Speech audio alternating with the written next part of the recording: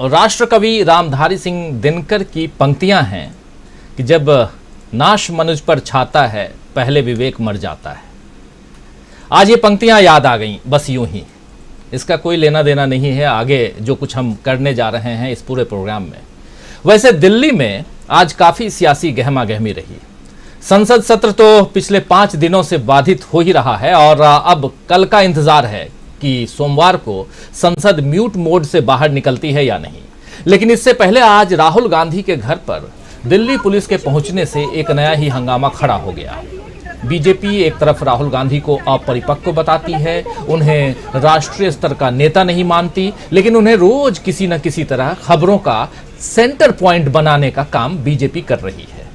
आज राहुल गांधी के घर पर दरअसल दिल्ली पुलिस पहुंची क्योंकि उसे भारत जोड़ो यात्रा में राहुल गांधी के दिए एक बयान के बारे में पूछताछ करनी थी। आपको बता दूं कि श्रीनगर में राहुल गांधी ने बताया था कि कैसे कुछ महिलाओं ने उनसे यौन उत्पीड़न के शिकार होने का दर्द साझा किया था जब वो भारत जोड़ो यात्रा के दौरान चल रहे थे।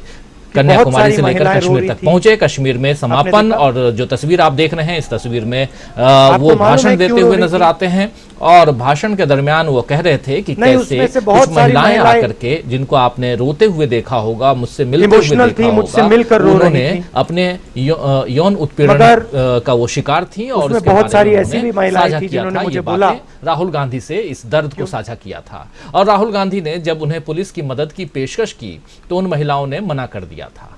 अब दिल्ली पुलिस चाहती है कि राहुल गांधी उन महिलाओं की जानकारी दें ताकि उन महिलाओं की दिल्ली पुलिस मदद कर सके। इस सिलसिले में पहले एक नोटिस राहुल गांधी को 16 तारीख को, यानी कि आज 19 है, ठीक 3 दिन पहले राहुल गांधी को दिया जा चुका है और अब पुलिस खुद उनके घर पर पहुंच गई। हालांकि उस दिन भी एक बड़ा जमावड़ा जो था वो पुलिस का पहुंचा था और एक नोटिस थमाने के लिए। आज फिर से दिल्ली पुलिस जो है वो पहुंच गई। आइए सुनते हैं सर, लेकिन सबसे पहले दिल्ली पुलिस पहुंची, क्या कुछ हुआ? बहुत कुछ हुआ है आज और इसलिए स्पेशल आप सब जानते हैं कि रविवार को हम जनरली न्यूज पॉइंट नहीं करते हैं, लेकिन आज न्यूज पॉइंट करना बहुत जरूरी लगा, इसलिए आप सबके बीच हम यहां हाजिर हुए हैं। पहले सुनते हैं कि श्रीनगर में राहुल गांधी ने ऐसा क्या कहा था कि दिल्ली पुलिस को 45 दिन बाद 31 जनवरी को राहुल गांधी ने श्रीनगर में भाषण दिया, समापन भाषण। उस भाषण के हम भी गवाह थे और आप भी गवाह थे हमारे जरिए, क्योंकि इसी जगह पर शेर कश्मीर स्टेडियम श्रीनगर में जहां ये भाषण दे रहे हैं राहुल गांधी 31 जनवरी को, वहां हम भी मौजूद थे। और क्या कुछ कह रहे थे जरा सुन लेते हैं। जिस बयान को लेकर के गहमा गहमी मची हुई है, जिस बयान को लेकर के राहुल गांधी के घर में आज पुलिस घुस गई, दिल्ली पुलिस, आखिर वो बयान है क्या, सुनिए जरा। जब मैं चल रहा था आपने देखा होगा कि बहुत सारी महिलाएं रो रही थी। आपने देखा? आपको मालूम है क्यों रो रही थी? नहीं, उसमें से बहुत सारी महिलाएं इमोशनल थी, मुझसे मिलकर रो रही थी, मगर उसमें बहुत सारी ऐसी भी महिलाएं थी जिन्होंने मुझे बोला कि उनके साथ बलात्कार हुआ है, उनको किसी ने मोलेस्ट किया है, उनके किसी रिश्तेदार ने उनको मोलेस्ट किया है। और जब मैं उनसे बोलता था, बहन मैं पुलिस को बताऊं, तो मुझे कहती थी, राहुल जी पुलिस को मत बताइए, हम चाहते हैं कि आपको यह बात मालूम हो, मगर पुलिस को मत बताइए, हमारा और भी नुकसान हो जाएगा। तो ये हमारी देश की सच्चाई है। ऐसी बहुत सारी और मैं कहानियां आपको बता सकता हूं। तो ये देश की सच्चाई है और वो महिलाएं साफ कह रही हैं कि पुलिस को, राहुल जी पुलिस को मत बताइए क्योंकि हम नहीं चाहते कि हमारा और नुकसान हो जाए। लेकिन पुलिस पीछे लगी हुई है 45 दिन बाद। आखिर क्यों?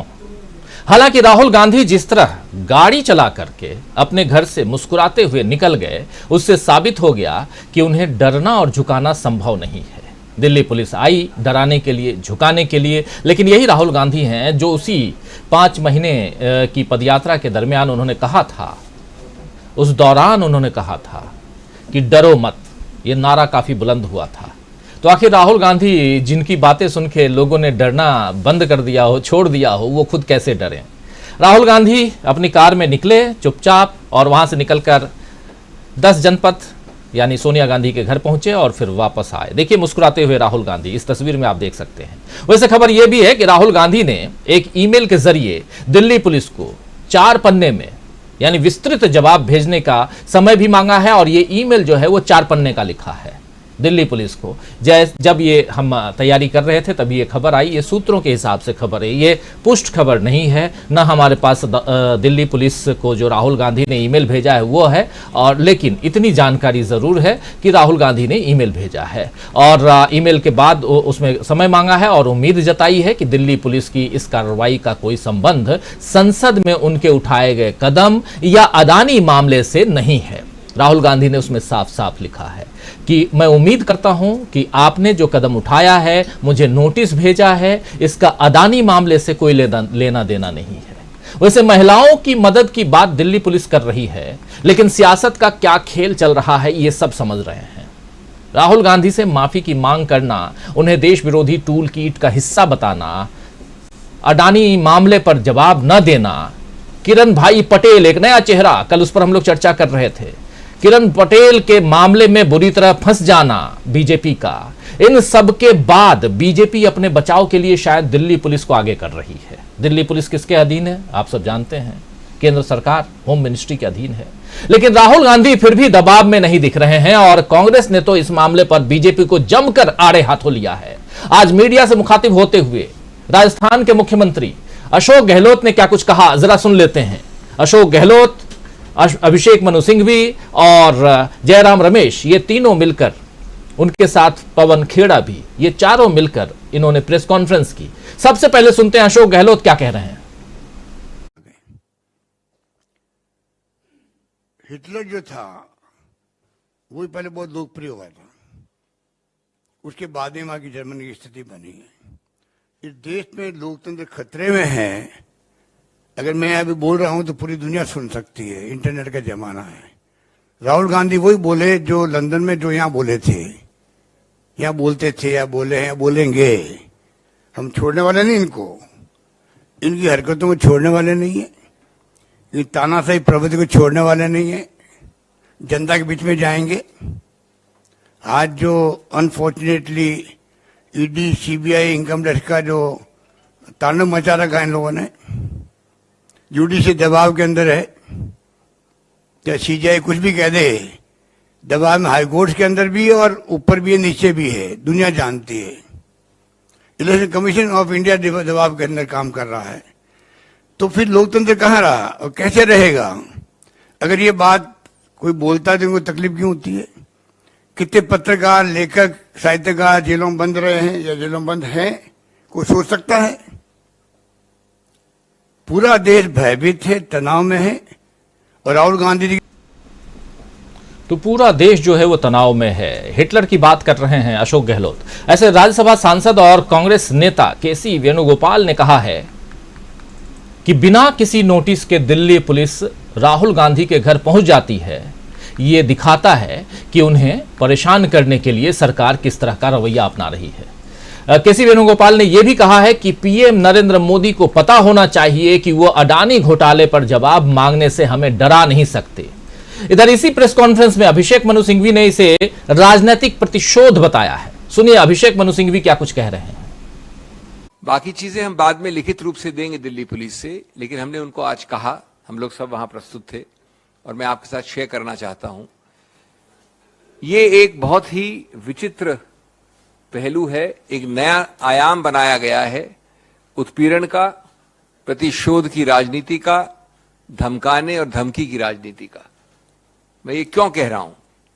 मैं इसलिए कह रहा हूं कि इसका प्रथम बिंदु है कि एक 4000 किलोमीटर की यात्रा, 12 प्रदेशों, 2 यूनियन टेरिटरीज, जिसके दौरान श्री राहुल गांधी लाखों करोड़ों लोगों से मिले, 140 दिन तक चली, उसके विषय में 2 दिन में, 3 दिन में 2 बार आना और प्रश्न पूछना कि वो कौन महिलाएं थी, कब हुआ, कैसे हुआ उनके साथ, आपने ये किया वो किया, उसके विषय में कंप्लेन कहां की, कब की, इत्यादि इत्यादि। अभिषेक मनु सिंघवी कह रहे हैं ये प्रतिशोध की राजनीति है। उधर जयराम रमेश ने कहा है कि अदानी घोटाले से ध्यान हटाने के लिए ये सब कुछ किया जा रहा है। सुन लेते हैं जयराम रमेश को भी। ये जो मिसाल है, जो घटना है, मोदी सरकार की प्रतिशोध, धमकी और डराने की जो राजनीति है उसका एक मिसाल है। मैं एक बात इससे जोड़ना चाहता हूं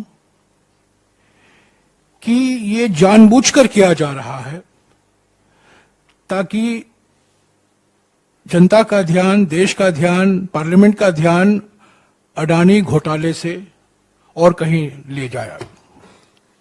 जब से 16 पार्टियों ने एकजुट होकर जेपीसी की मांग की, जब से राहुल जी ने करीब 50 मिनट तक अडानी घोटाले पर लोकसभा में अपनी बात रखी, तब से ये रणनीति अपनाई है मोदी सरकार ने, मंत्रियों ने।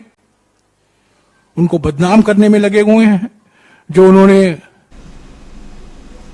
उधर मीडिया से चर्चा करते हुए पवन खेड़ा ने कहा है कि ये हमें डराने की कोशिश हो रही है। पवन खेड़ा को भी सुनिए। जो नियम होगा, जो कानून होगा, उसके तहत हम अपनी कार्रवाई करेंगे, अपना जवाब देंगे। ये यूं इस तरह से क्या डराने की कोशिश की जा रही है हमें? हम डरेंगे इन्हें लगता है? जब चाहे पुलिस भेज देंगे, जब चाहे सड़क रोक देंगे, जब चाहे हमारे नेता के घर के बाहर पुलिस का इतना बड़ा घेराबंदी हो जाएगी।